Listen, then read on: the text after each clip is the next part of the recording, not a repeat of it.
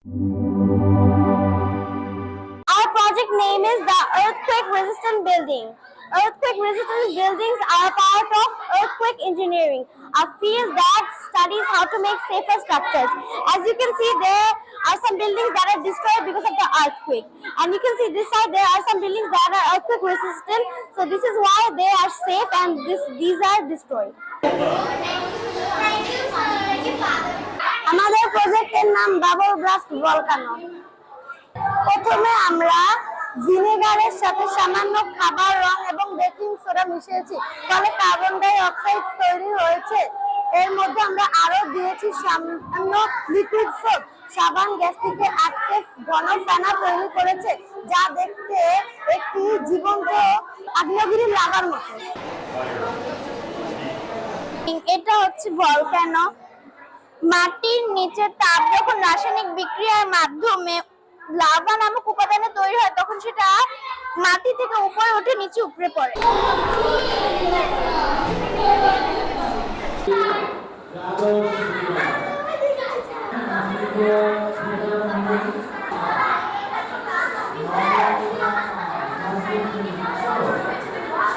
আমাদের প্রজেক্টের নাম electricity generation from solar panel and wind turbine.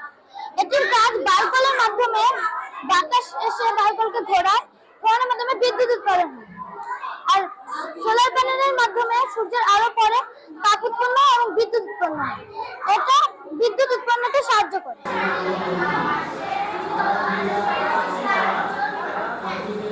আমাদের প্রজেক্টের নাম lunar eclipse and solar eclipse. তো আমি বলবো এটি কিভাবে কাজ করে। এটি হলো সূর্য, এটি চাঁদ আর পৃথিবী। আমরা সবাই জানি সূর্যের চারপাশে পৃথিবী ঘুরে এবং পৃথিবীর চারপাশে সূর্য ঘুরে। এখন ঘুরতে ঘুরতে যখন এই অবস্থায় চলে আসে, তখন সূর্যের আলো চাঁদে পড়ে কিন্তু পৃথিবীতে পড়ে না।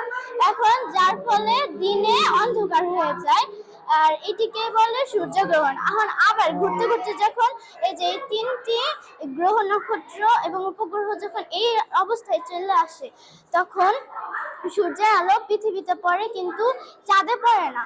এখন যার ফলে চাঁদটা অন্ধকার হয়ে যায় রাত্রেরটা, এটাকে বলে চন্দ্রগ্রহণ। সোলার এক্লিপস সাধারণত অমাবস্যার সময় হয় এবং লুনার এক্লিপস সাধারণত পূর্ণিমার সময় হয়।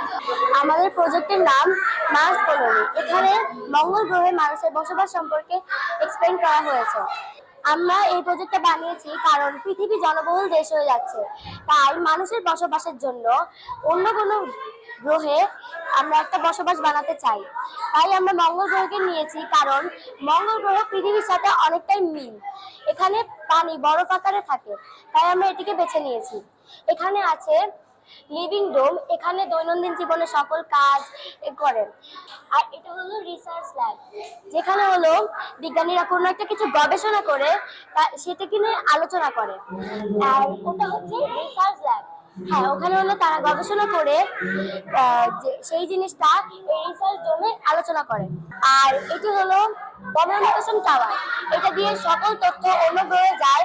আমরা এটা দিয়ে আদান প্রদান করতে পারি, যোগাযোগ আদান প্রদান করতে পারি। ওটা হলো সৌরবেলায় সূর্য আলো দিয়ে বিদ্যুৎ উৎপন্ন হয় এখানে।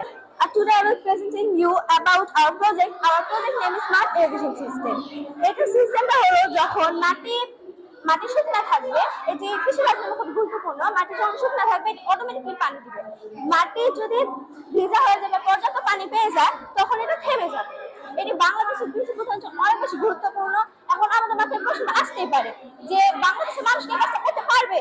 কিন্তু আমার কথা হলো যে পরিশ্রম করলে মানুষ সবকিছুই পারে, সবকিছু দেখবে সম্ভব, অসম্ভব বলতে কোনো কথা নেই। আমাদের প্রজেক্টের নাম হলো two faces of earth, pollution আর সলিউশন। এই গ্লোবটা হলো আমাদের পৃথিবী। আমি এখন বাম পাশটা বসে বলছি। বাম পাশটা হলো দূষণের ফল। এখানে কারখানার কালো ধোঁয়ার জন্য পরিবেশের দূষণ হচ্ছে, গাছ মরে যাচ্ছে, নদী পানি ময়লা হয়ে যাচ্ছে। এই প্রজেক্টের মাধ্যমে আমরা এই জিনিসটা বোঝাতে চেয়েছি যে আমরা যদি পরিবেশের প্রতি যত্ন না নিই, তাহলে আমাদের পৃথিবী একদিন ধ্বংস হয়ে যাবে।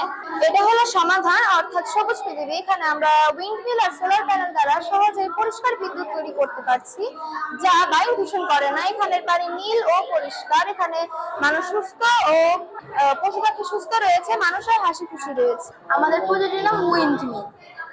আমাদের দৈনন্দিন জীবনে বিদ্যুৎ উৎপাদনের জন্য সাধারণত তেল, কয়লা, প্রাকৃতিক গ্যাসের প্রয়োজন।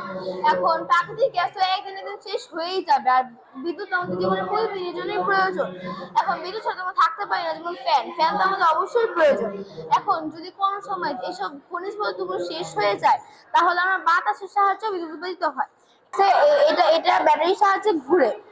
এই ঘূর্ণয়নের মাধ্যমে এখানে বিদ্যুৎ উৎপাদিত হয়ে লাইট, ফ্যান সব জ্বলে।